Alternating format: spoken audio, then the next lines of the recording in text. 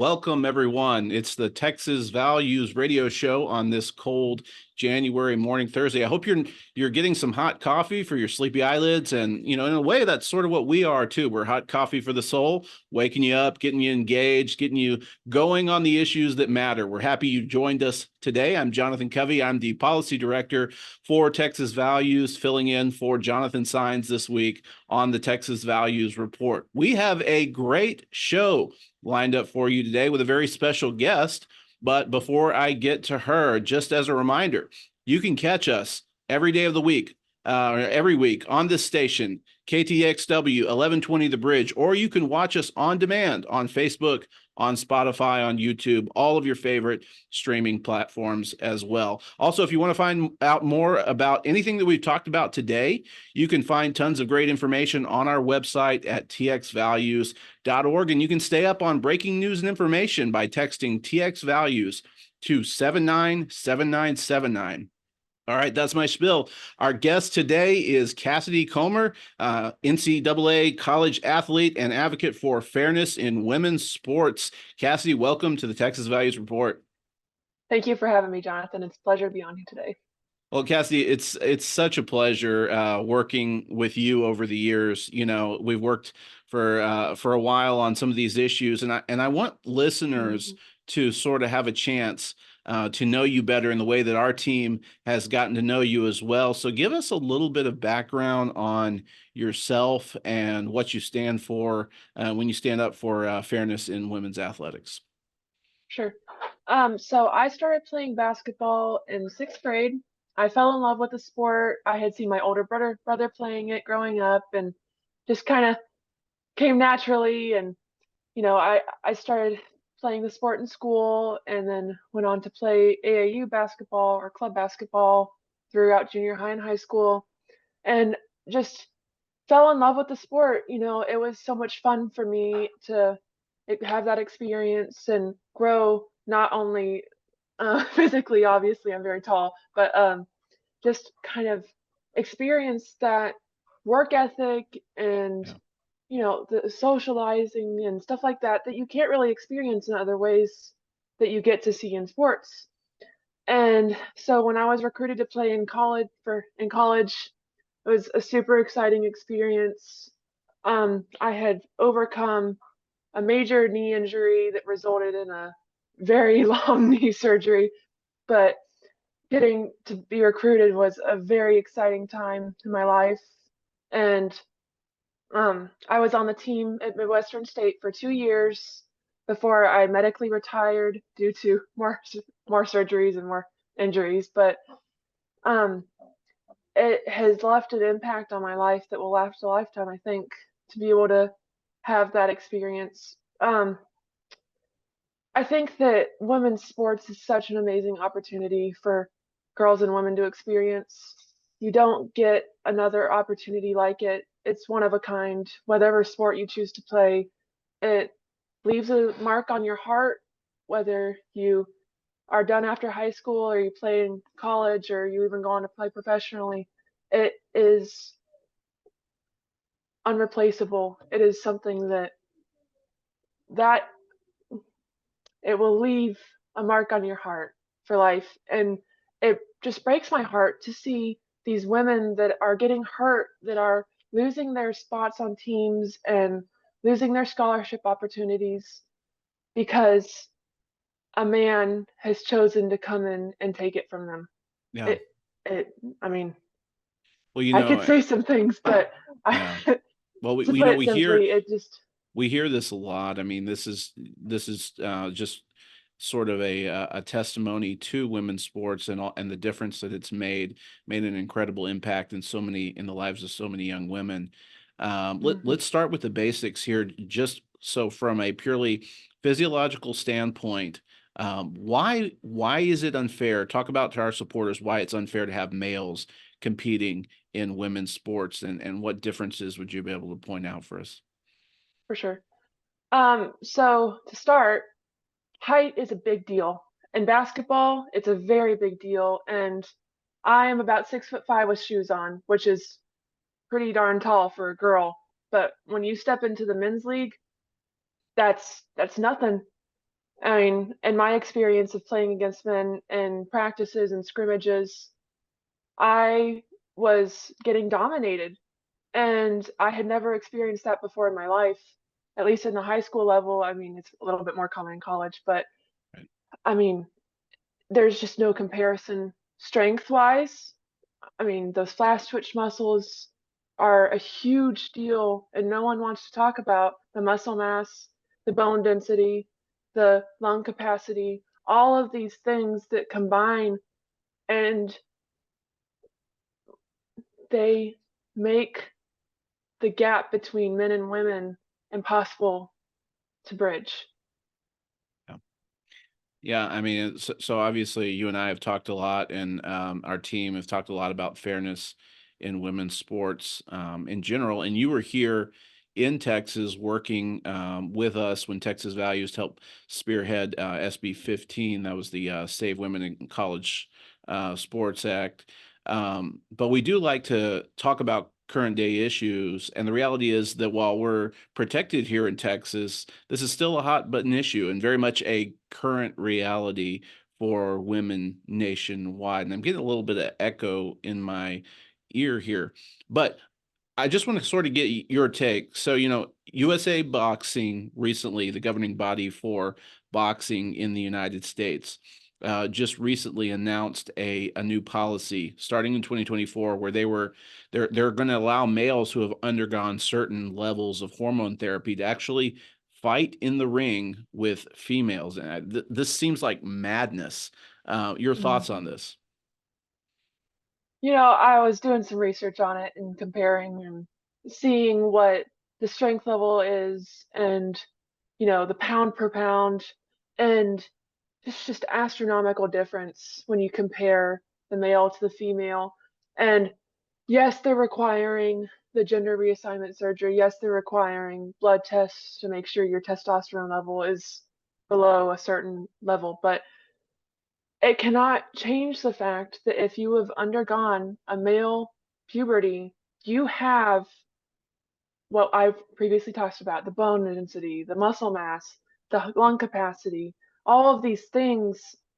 And when you're talking about a sport that is as physical and as dangerous as it already is, like boxing, like fighting, like MMA, any of these, somebody is going to get majorly hurt. Somebody could even get killed if we're letting men step into the ring with women. I mean, it's no longer just about possibly tearing something, possibly breaking a bone. This is somebody's life that could be at risk Right, because, because the point in boxing is to to actually hurt the other person, right? hmm hmm Yeah, it's a I physical mean, domination. hmm and when the only reason they can give is fairness and inclusion, that doesn't seem like a good enough reason to put someone's life at risk to me. Yeah, So, yeah, and and the new policy actually says that those under 18 are still required to compete as their birth gender, at least from what I understood. But adults can hmm choose. Does that make sense? Does that make sense to you? It seems like the physiological differences are greater when you're adult rather than when you're younger. for sure. I mean, you see it all the time. You see co-ed soccer leagues, basketball leagues, all that when they're young. But when you start going through puberty, entering adolescence, and entering adulthood, that's when you see the greater differences emerge. I mean, the strength level, the speed, all of these things grow exponentially as men go through puberty and enter adulthood. So the risk just gets even higher and higher, and more women are at risk for injury, for severe injury in the case of boxing. So I just can't even fathom. And it makes me glad to see that some of these women boxers are speaking up. I was reading an article by the New York Post that it mentioned several female boxers that are saying this isn't right. And I'm so glad to hear that because so many women have been standing aside and letting this happen to them. So we need more women speaking out. Yeah, I think I read the same article as you did. I saw some of the premier box female boxing champions were speaking out saying this is not right. And that's certainly an encouragement, especially in this day and age where, it's hard to know sometimes what side women are going to be on. I wanted to Mhm. ask you this, aside from this apparently one very suspicious exception, isn't this a sport? Isn't boxing a sport where hormone therapy is banned completely? Mhm. I it's so astonishing to me, the double standard that's being placed. They can say, "Oh, you can't do steroids, you can't take testosterone if you're a woman because it disqualifies you from your sport." And now they're allowing this blatant break in their rule to allow someone who is already inherently stronger to go up against a weaker opponent. And the madness won't ever ends, it seems, with this concept. And how many of these organizations are we going to allow to trample over women's spaces and privacy and safety before somebody gets hurt, before somebody gets killed in the case of boxing? Look, I know they've taken some heat. You know, the USA Boxing's taking some heat for this decision. But speaking of taking heat, let's talk about Ohio Governor Mike DeWine. He vetoed House Bill 68, which was a piece of legislation passed by the Ohio legislature to, among other things, to ban males from competing in girls' sports in Ohio. What a coward this guy is. Riley Gaines wasted no time in jumping on him. Donald Trump, I think, even blasted him for failing to protect women. So now, Cassidy, we're giving you a chance to say your piece on this as well. Yes, thank you, Jonathan. I I can't even fathom the mindset that somebody has to have to be given a piece of paper that if you sign it, it will protect thousands of millions of girls and women in the sports that they love, and then to throw it away as quickly as that. I mean, it just blows my mind. Uh, Yep. and I'm so glad to hear that the House is trying to override the veto, and I think it passed 65 to 28. I'm not sure if that was today or yesterday, but I mean, I really hope that there is some major heat going his direction because that just is insane to Yeah, me. I think you're right. As of maybe yesterday or the day before, the Ohio House of Representatives had voted to override the governor's veto, and they're waiting on the Ohio Senate now to Mhm. say what they're going to do. But it's just so interesting that Governor DeWine would actually take this approach, and then he tried to pass an executive order, after the veto, sort of trying to offset some of the effects of what he did, and it just seems like he can't get his head on straight about this issue at all. Mhm. And with that executive order, it seems like he's just covering his tail, trying Right. to limit some of this pushback, but I think he knows he's in for a lot of opposition heading his direction with that decision that he made. So, I think you're right. Yeah, I want to talk a little bit about the NCAA because it seems like sports governing bodies, it seems like they just don't get it. mhm, Tomorrow is the anniversary. You may remember this. Tomorrow is the anniversary of the NCAA protest in San Antonio that you took part in. Riley Gaines, Mary Elizabeth from our staff, and others attended to say, "Hey, stop discriminating against us." Tell us a little mhm. bit about your experience doing that. I mean, it was awesome getting to see all these strong women standing together. And across the political spectrum, this is not a conservative or a Democrat issue. This is a women's issue. And it breaks my heart to see how many women on both sides are standing aside and letting this happen to them. But as far as the protest last year, it was a wonderful experience to hear all these women's stories. So many heartbreaking stories though of women who were seriously hurt some women who lost their places, who were forced to change in closets or go to a different bathroom because there was a man in their locker room and so they didn't feel comfortable, Yeah. you know.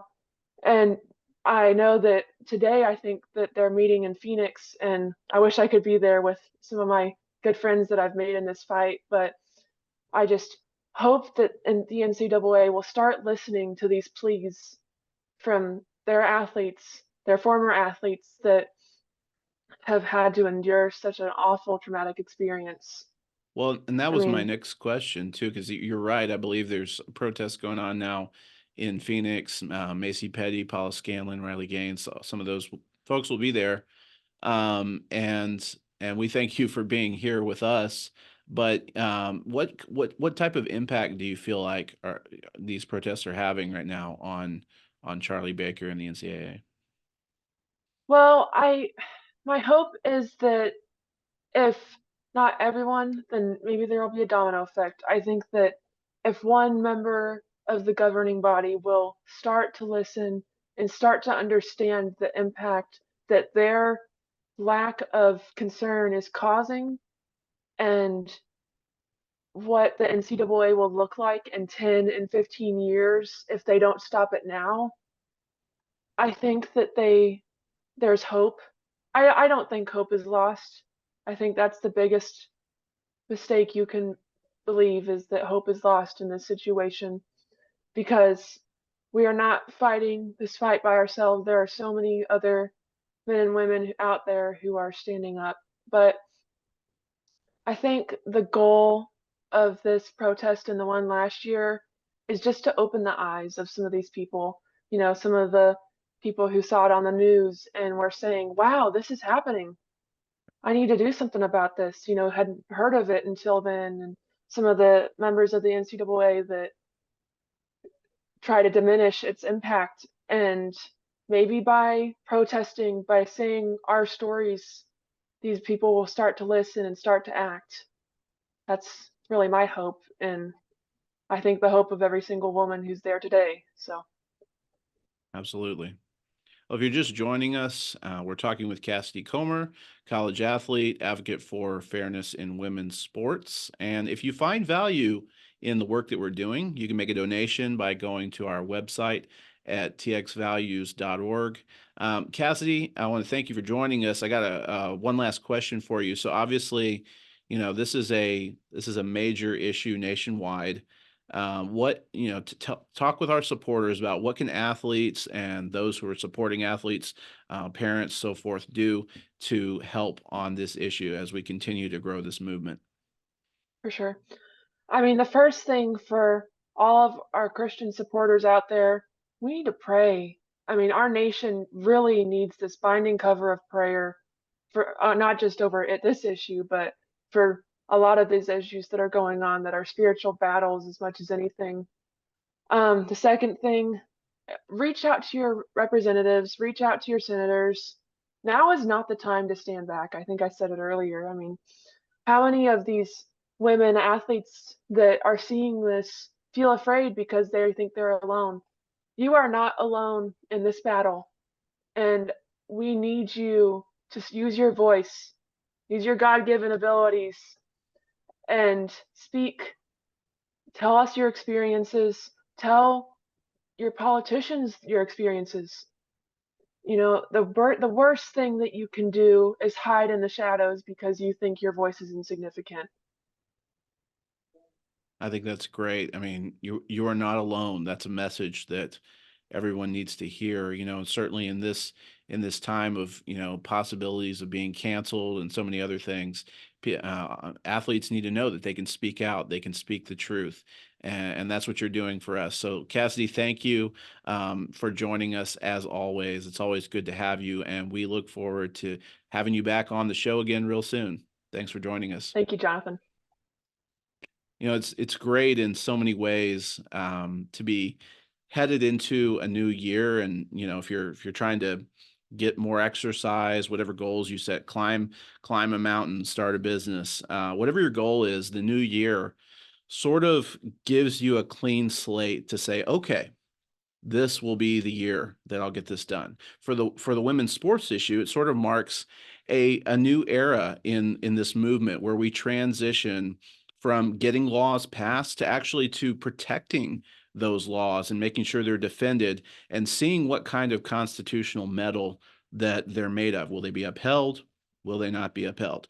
So as we head into 2024, I think we sort of also head into this conflict that's likely to end at some point with litigation at the U.S. Supreme Court. There are currently several lawsuits pending with the issues of male participation in women's sports.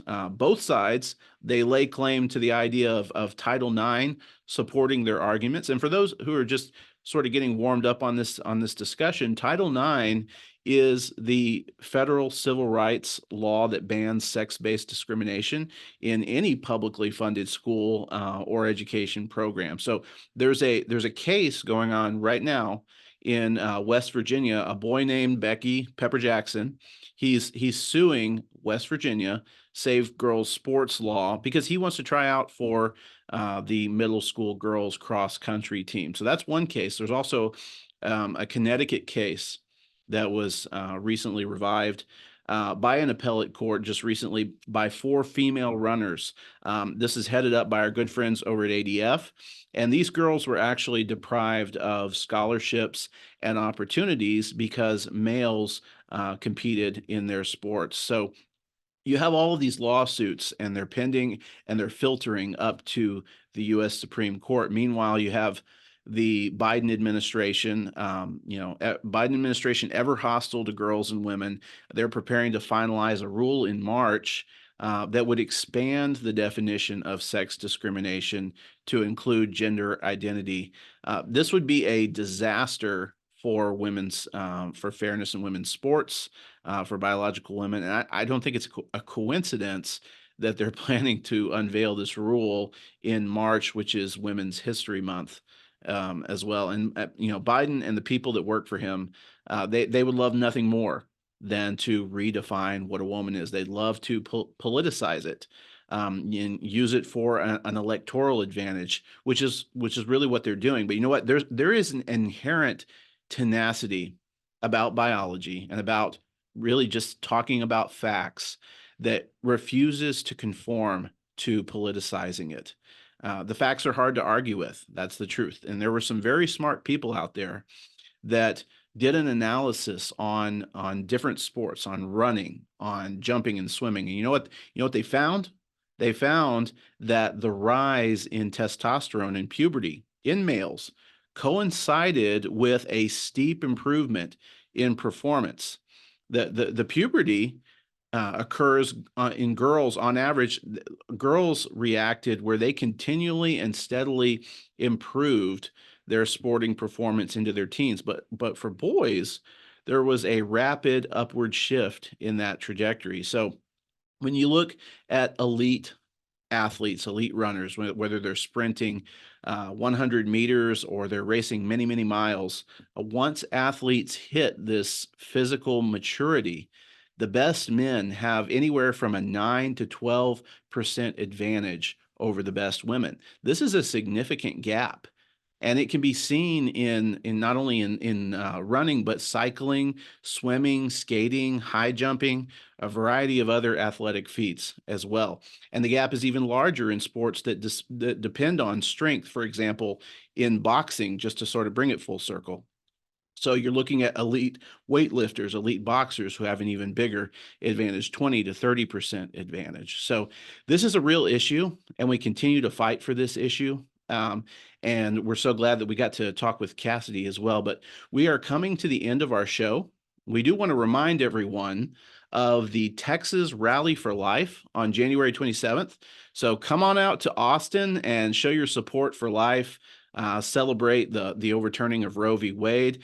Here at Texas Values, we're going to be having an open house at our office the same day to invite supporters from around the state to come to our office. Details to follow on that, but keep an eye on our social media channels for more information. And if you're in the area, come on down and see us and share with us what's going on in your neck of the woods, what's going on with faith, family, and freedom. We want to thank all of our faithful listeners and supporters and say that if you find value in the work that we're doing, can you go to txvalues.org and make a donation? Help us continue doing that work. Help us continue employing high quality folks to do high quality work on your behalf. That would really help us.